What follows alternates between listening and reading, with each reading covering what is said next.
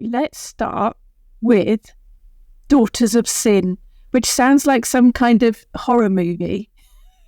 That was the idea behind it. Yeah, it's a good phrase. Who are they and how did you discover them?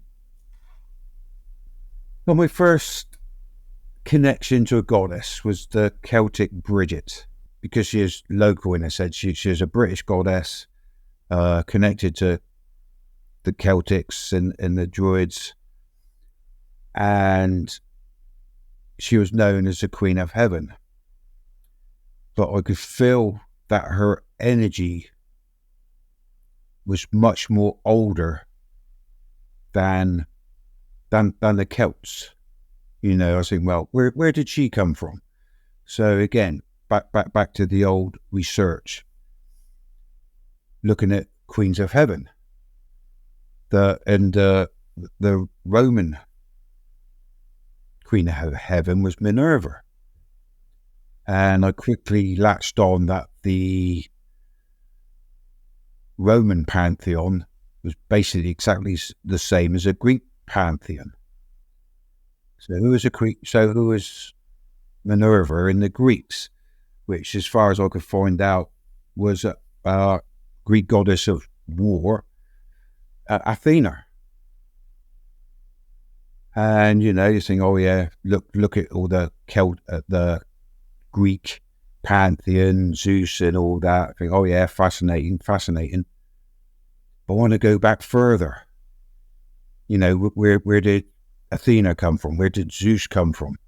You know, I was very aware that they sort of, Mars, all the planets were named after the Roman gods, which again was the same, just different names to the Greek ones.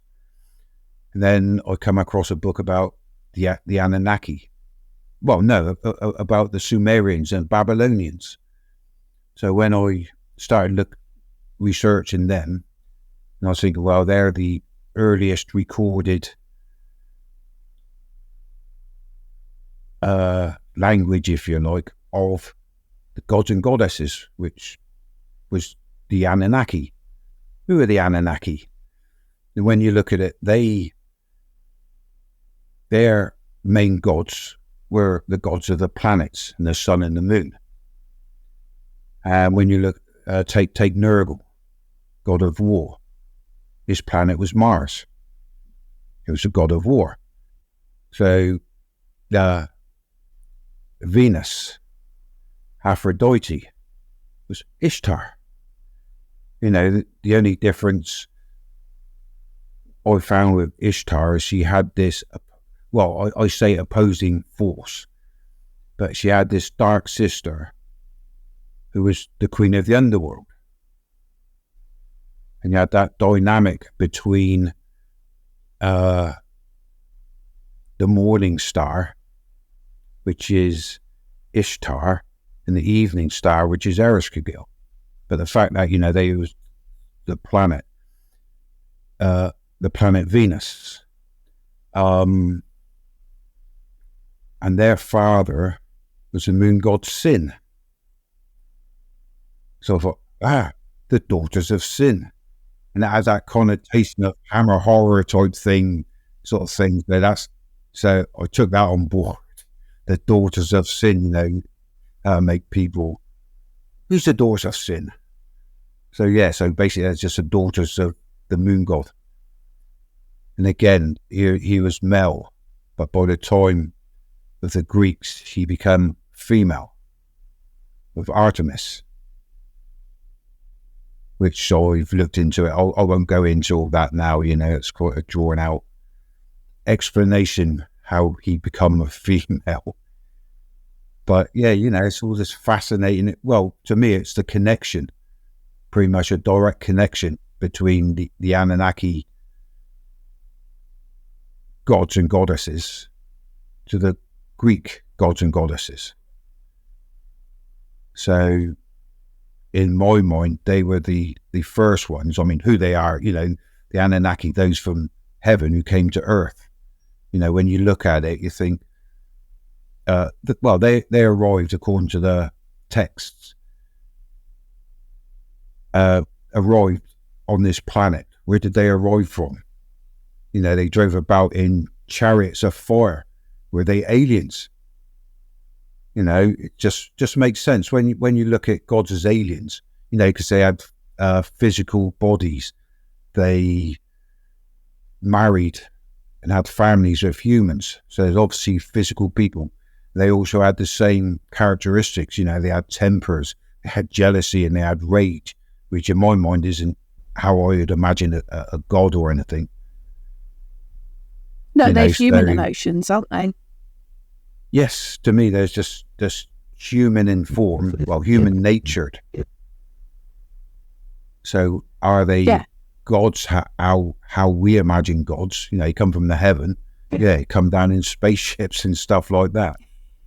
So, you know, that's not a very PC thing to say with gods and goddesses, you know, but that's how I explain where they come from. We don't know, did we?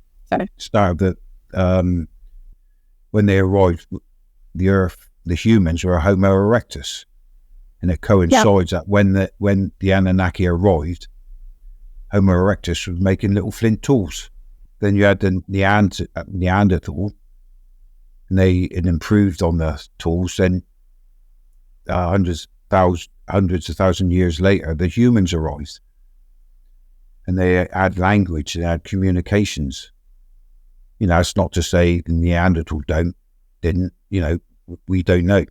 You know, I think that the Neanderthal were more like us than we imagine. You know, I remember coming up at school, you know, going back to early hunter-gatherers, or cavemen bonked their women over the head and dragged them and this, that and the other. And that is a caveman, if you like. That when you actually look at how they survived, there's very clever, there's very intelligent. You know, they lived off the land.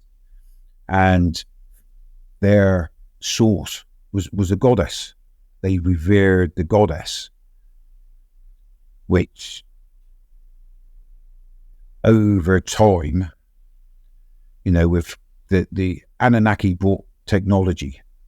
You know, they had it's similar to the Hindu religion. You know, nuclear wars, they had weapons that could blow up a city.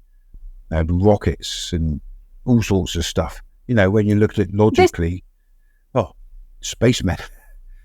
You know, this is all written down, though, isn't it? This is all in their ancient texts, isn't it? It's in the Bible as well. They had watchers, and you know, and they come down. Now they made love to. They found the human woman attractive, so they made love to them and had children with them, which gives us the demigods. You know, and that's in the Bible. You know, they fell in love with the daughters of men and married them. You know, so even in the Bible, it states there as these people sent down by God. You know, they're sent down to maintain, you know, in my mind, there's the first gardeners. Okay. If going back to the gardening side of it, you know, if you leave a garden or an area overgrown, the most dominant species will kill off the lesser species. You know, have less biodiversity.